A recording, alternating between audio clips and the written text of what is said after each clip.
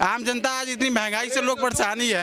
आज दूध दही पर टैक्स 2-2 रुपए बढ़ रहा है। अच्छा भाई जो पहले 20 रुपए दूध मिल रही थी जो पैकेट, आज 30 रुपए में वो। अच्छा। तो इस पे बात होनी चाहिए ना भाई। महंगाई आज आसमान में पहुंच रही है भाई, और पैर छूने से क्या हो जाएगी? आप ये बताइए कि पप्पू को आने से क्या महंगाई कम हो जाएगी? मैं आपको बता दूं, जब हिमाचल प्रदेश में जब हमारी सरकार थी तब इन्होंने, एक मिनट सुन लीजिए, जब इन्होंने बोला कि महंगाई है, जब हिमाचल प्रदेश में कांग्रेस की पार्टी की जब सरकार बनी ना, तो 3 रुपए डीजल पेट्रोल पे तुरंत बढ़ा दिया। ये ऑन कैमरा में बोल रहा हूँ, चेक कर लेना। और आप, मैं बता दूं ना, सबसे ज्यादा डीजल और पेट्रोल राजस्थान में महंगा है, जाकर के चेक कर लेना जाकर के। महंगाई की बात कर, और कहाँ कम कर लिया, जो आप कहाँ कम कर लिया? राजस्थान में तो अशोक गहलोत, और आप बता रहे हो कि राहुल गांधी, और आप बता रहे हो कि नरेंद्र मोदी जी ने क्या किया। मैं आपको बता दूं, जब 4 से लेकर 14 के बीच में जब कांग्रेस पार्टी की जब सरकार थी और मनमोहन सिंह प्रधानमंत्री थे, तब पाकिस्तान कश्मीर मांगता था। आज चाय वाला प्रधानमंत्री है तो पाकिस्तान आटे का भीख मांग रहा है। और अभी भी भारत में ही है भाई। 370 धारा से क्या हुआ फायदा? 370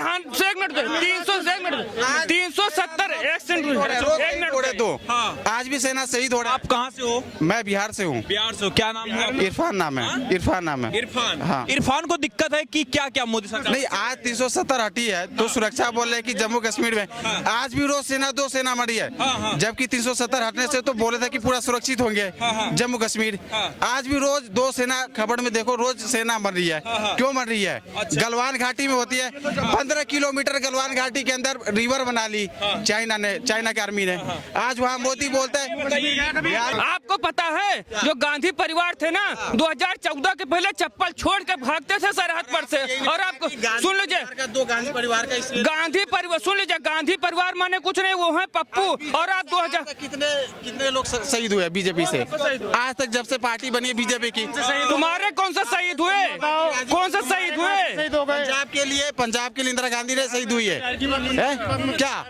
पंजाब कांग्रेस 2 कह रहे हैं कि अभी जैसे इरफान कह रहे हैं कि बड़ी दिक्कत है मोदी सरकार से। आपको लगता है कि नहीं, कोई दिक्कत नहीं है भाई। 50 साल का हूँ, ठीक है। सुनिए मेरी बात, सुन बेटा, बात सुन मेरी सुन। 50 साल का हूँ, ठीक है, और 32 साल से नौकरी कर रहा हूँ, ठीक है। और आज भी नौकरी के अलावा और धंधा भी करता हूँ। तुम अगर काम ही नहीं करना चाहोगे तो कहाँ से आगे बढ़ोगे? आगे बढ़ने की तो डिग्री ली है कोई? तुमने डिग्री ली है? अभी मैं पढ़ रहा हूँ। पढ़ रहा है ना? हाँ, पढ़ रहा हूँ।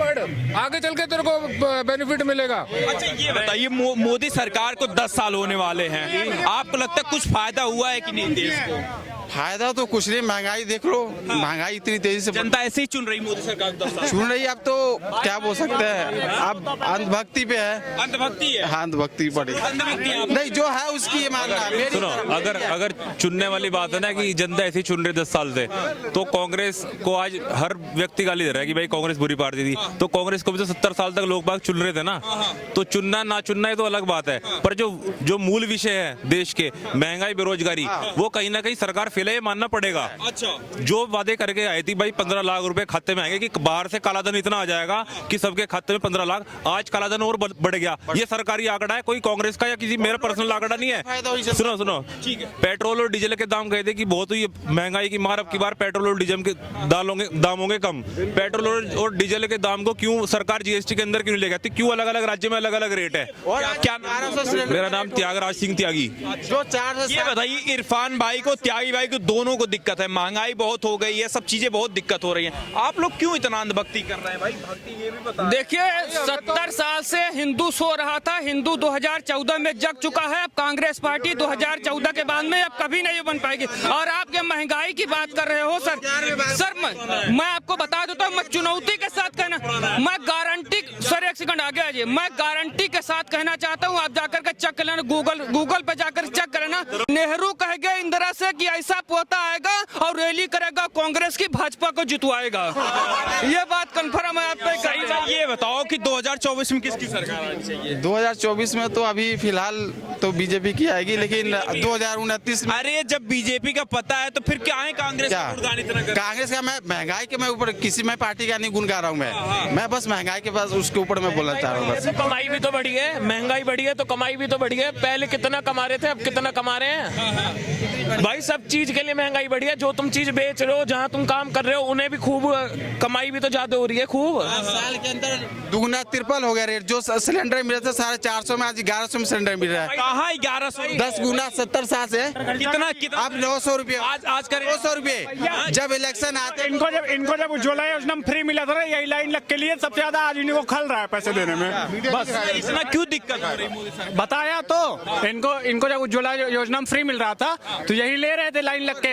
आज पैसे देने पड़े हैं तो खल रहा है। और क्या आपको लगता है कि मोदी सरकार सही काम कर रही है? बिल्कुल सही काम कर रही है। आप बता दो एक गलत काम। ये इरफान भाई को तो बहुत अरे उनको दिक्कत ही दिक्कत है भैया, उनको दिक्कत ही दिक्कत है। ये कहते हैं कि बीजेपी हिंदू मुस्लिम करती है, कांग्रेस केवल मुस्लिम करती है। दिक्कत ही है इनको। हाँ, क्या बदला है मोदी सरकार में, ये बताइए। क्या नहीं बदला आप ये बताओ। आप क्या नहीं बदला ये बताओ। अरे बताइए ना, इरफान भाई तो यही सामने है ना। क्या इनको बताइए क्या क्या बदला है? भैया उनको नहीं समझ आया क्या बदला। समझ में आता तो यार डिबेट क्यों कर रहे होते। तो राम मंदिर मेरे समझाने से थोड़ी समझ आएगा। जिसको 10 सालों में नहीं समझ आया। अभी हाँ, अभी इनको 370 का इतिहास नहीं पता। 370 का इतिहास बताइए। और क्या ये बताइए कि अभी राम मंदिर को लेकर विवाद हो रहा है। कह रही है कि मोदी सरकार जो है बस मंदिर कर रही है, उससे कोई फायदा नहीं है। किसको नहीं फायदा है? तो आम जनता की तो दूर की बात है किसको नहीं फायदा है बताओो। आपको राम पर्सनल फायदा देखेंगे, पर्सनल फायदा देखेंगे, राष्ट्र देखेंगे। पहले आप मुझे ये बताइए। आप बताओ ना क्या फायदा है? यार फिर वही बात। आप मैं पर्सनल फायदा, राम मंदिर से मुझे कोई पर्सनल फायदा हो तभी मैं उसको बनाऊं, नहीं तो ऐसे क्या फायदा है ये बताइए ना। यार फिर क्या नहीं। आप बताइए फिर बाबरी मस्जिद से क्या फायदा था? बताइए। बाबरी मस्जिद मंदिर पर तो जाना नहीं है भाई। अच्छा ये बताइए जो देख लो। ये बताइए कि तेजस्वी यादव कह रहे हैं जैसे राम मंदिर बन रहा है। लोगों की बात ही मत करो, वो दिमाग नहीं है उन लोगों का। डिप्टी सीएम है, रहने दो। ये भी बता दो तेरी बिहार में भाई क्राइम उत्तर प्रदेश में कम हुए हैं। जो योगी जी जाने जाते हैं कि क्राइम आज सबसे नंबर 1 क्राइम पर उत्तर प्रदेश आते हैं। वो बता रहे हैं उत्तर प्रदेश में क्राइम का था। आपको पता है? आपको पता है? आपको पता है? सुन लीजिए। अम्बेडकर एक मिनट के अम्बेडकर नगर में जब लड़की का दुपट्टा खींचा था ना, तब तुरंत इनकाउंटर हो गया था। योगी जी ने पता क्या बोला था ना, अगले चौराहे पर यमराज इंतजार कर रहे हैं। आपको पता नहीं कि कानून व्यवस्था 2017 के बाद में कैसा दुरुस्त होता है। 2017 के पहले होता क्या था? गुंडागर्दी होता था। क्यों नहीं? अब नहीं होता है। प्रदेश की 22 करोड़ जनता सबको पता है कि कब गुंडागर्दी होता था। जनसंख्या तो भाई बिहार में भी है। जिसको गुंडागर्दी है एक बार उत्तर प्रदेश में आके देखे आप। हम खुले आमंत्रित करते हैं आपको। बड़े से बड़े माफिया धराशायी हो जा रहे हैं। उन कह रहे हैं कि बाबा की सरकार में बड़ा गुंडा राज हो गया। बाबा की सरकार बिल्कुल निष्पक्ष, बिल्कुल गुंडा के बिल्कुल गुंडा को यमराज के पास या दूसरे प्रदेशों में भेज रहे हैं। अच्छा ये बताइए, कह रहे हैं कि क्राइम बढ़ गया है। इरफान भाई कह रहे हैं। इरफान भाई बिल्कुल गलत कह रहे हैं। एक बार उत्तर प्रदेश में आइए और पूर्वांचल से लेकर पश्चिमी से लेकर पूरा चारों दिशा आप देखिए। बुंदेलखंड कहीं क्राइम नहीं घटा हुआ है। पूरी तरह से क्राइम घट के जीरो हो गया है, जीरो टॉलरेंस हो गई है। अच्छा ये बताइए कि अभी ये कह रहे हैं राम मंदिर का मुद्दा चल रहा है। डिप्टी सीएम जो है तेजस्वी यादव कह रहे हैं कि क्या जरूरत है जो है राम मंदिर की। बीमार पड़ोगे तो अस्पताल ही जरूरत पड़ेगी। अब भारत मंदिर से क्या फायदा है? राम मंदिर से देश की जो इकोनॉमी बढ़ेगी, देश में ट्रांसपोर्ट, ठीक है, फॉरेन टूरिज्म जो बढ़ेगा, उससे हमको फायदा है कि देश को फायदा है? आपको फायदा है कि आपको अपना फायदा चाहिए कि देश का फायदा चाहिए? मुझे ये बताइए। ये विपक्ष को क्यों नहीं दिखाई? अरे यार फिर विपक्ष के पास कोई मुद्दा नहीं है। देखिए उनको पता है वो मोदी को नहीं हरा सकते, ठीक है।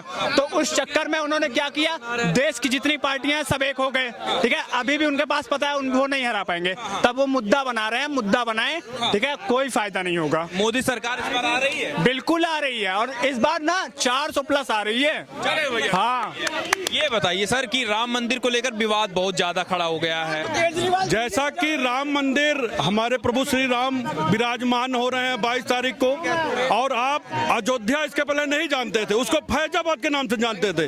लेकिन यही सरकार, मोदी सरकार आने के बाद अब अब अयोध्या जाने लगे और ये विश्व पटल पर जाना जा रहा है।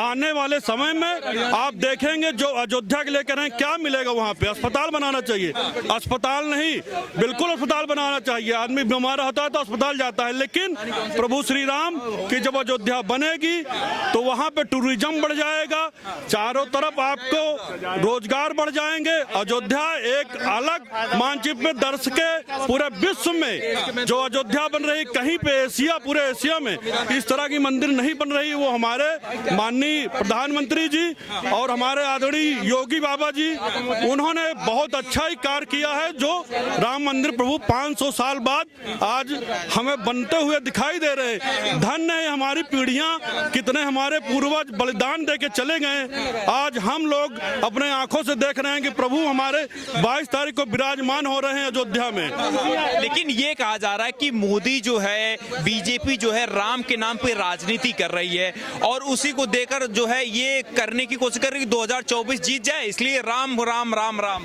बीजेपी आज से राम को नहीं लेकर चल रही है। जब इनकी पार्लियामेंट में 2 सदस्य थे तब से बीजेपी केवल एक ही दिशा पे चल रही है, वो राम की दिशा पे। आज प्रभु राम का आशीर्वाद मिला, अब की बार वो 300-350 है, इस बार वो 400 के पार जाएंगे। बिल्कुल तो इस बार लग रहा है कि जो है माहौल बदले, बिल्कुल माहौल बदला हुआ है, विकास बिल्कुल बह रहा है, दिख रहा है। कुछ कमियां विपक्षियों को तो दिख ही नहीं रहा है ना, कुछ कमियां हैं जो धीरे धीरे दूर होंगी आने वाले समय में। वो भी भारत विश्व की तीसरी अर्थव्यवस्था बनने जा रही है।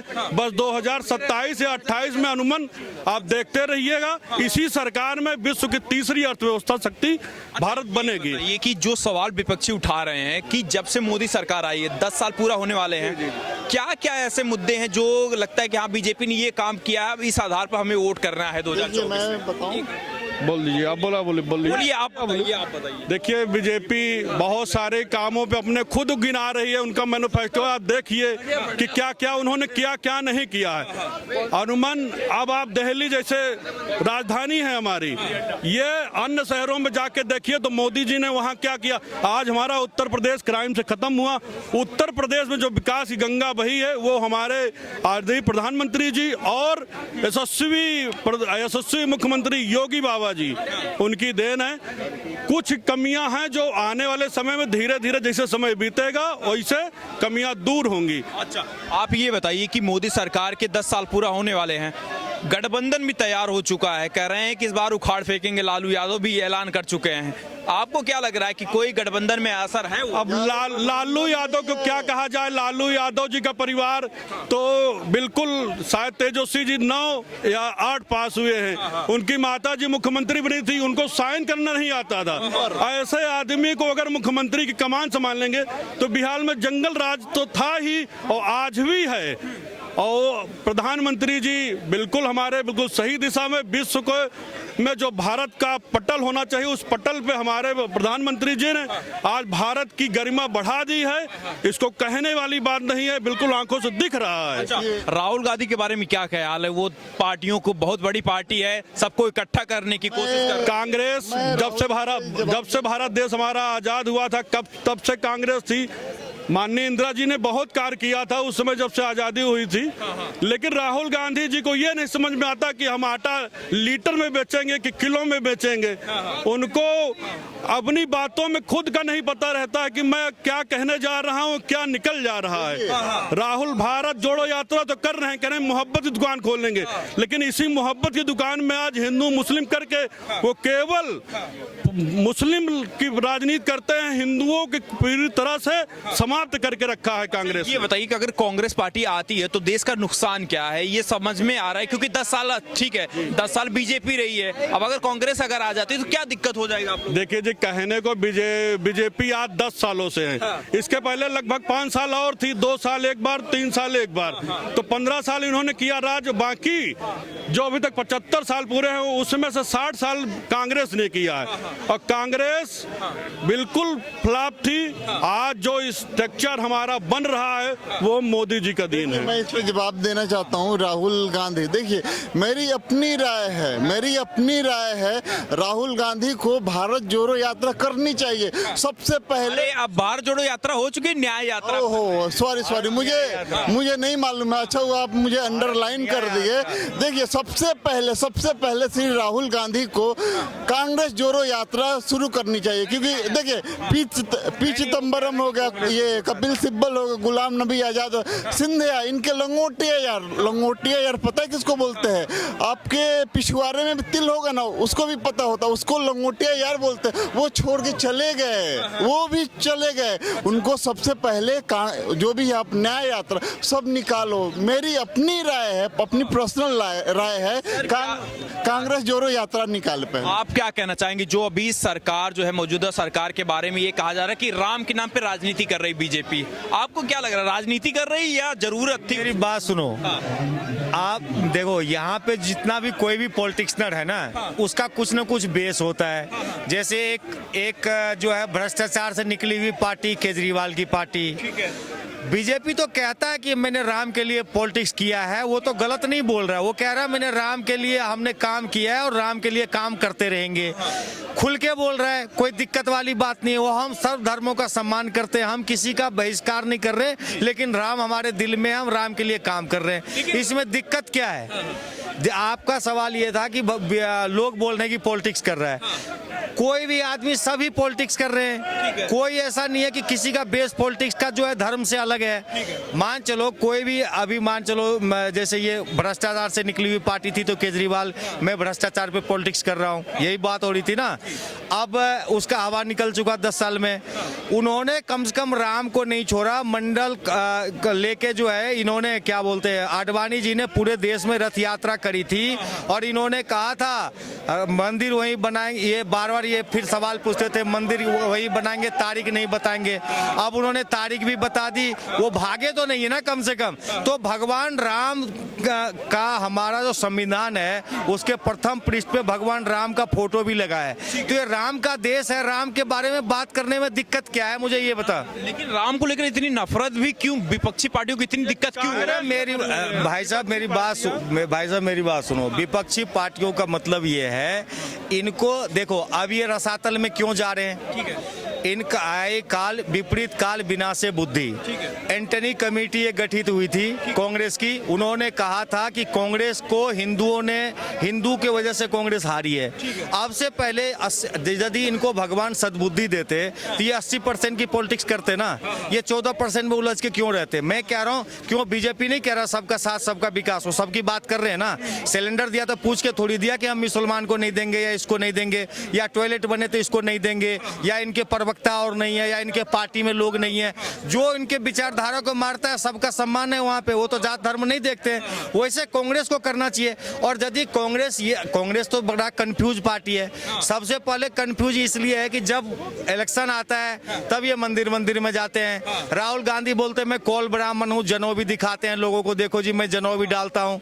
तो कहने का मतलब देखो मेरी बात सुनो, सब धर्मों का सम्मान करने के लिए कोई यहाँ पे दिक्कत नहीं है। आप एक धर्म को मानो, सबका सम्मान करो। उनका अभी खुद ही नहीं पता है कि वो क्या कर रहे हैं।